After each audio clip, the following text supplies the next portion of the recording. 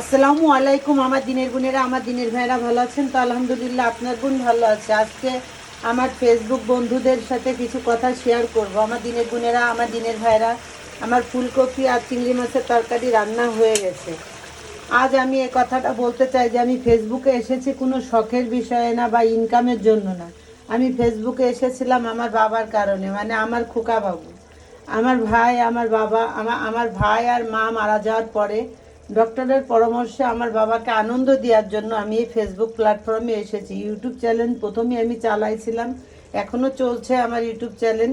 আর এই ফেসবুক যেহেতু আমার বাবার মনের ভিতরে যাতে কোনো দুঃখ না থাকে যে তার ছেলে সন্তান নাই বা তার বউ নাই, যেহেতু আমার মা আর ভাই দুনিয়া ছেড়ে চলে গেছে, আমার বাবা এই জিনিসটা মেনে নিতে পারেনি। বিধাতার লেখন, সে যখন জন্ম দিয়েছে মৃত্যু অনিবার্য।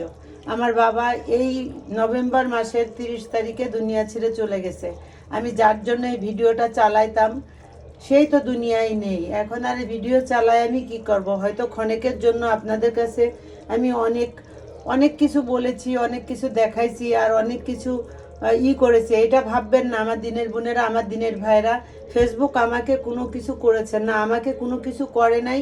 আমি হয়তো যে কোনো সময় ফেসবুক থেকে বিদায় নিব। যদি আমার ভুল হয়ে থাকে ক্ষমা করবেন। আর যেসব আমার বন্ধুরা আছে ফেসবুক বন্ধুরা, তাদেরকে বলছি আমাকে ক্ষমা করে দেবেন। আমার দিনের বোনেরা, আমার দিনের ভাইরা, আর আমার বাবার এই 30 তারিখে 1 বছর হবে। আমার বাবার জন্য দোয়া করবেন, মায়ের জন্য, ভাইয়ের জন্য দোয়া করবেন। আর আমিও সব সময় আপনাদের সবার হলো দোয়া কামনা করি, আপনাদের জন্য, সবার জন্য আমি দোয়া করি, সবাই যেন সফলতা পান আর সফল হন। আর আজকে এখানেই আমি আমার এই ভিডিওটা শেষ করছি। আমার রান্নাটাও শেষ হয়ে গেছে আর আজানও দিয়ে দিয়েছে। তবে মানুষ মরণশীল, আল্লাহ তাআলা যখন সৃষ্টি করেছে মৃত্যু অনিবার্য।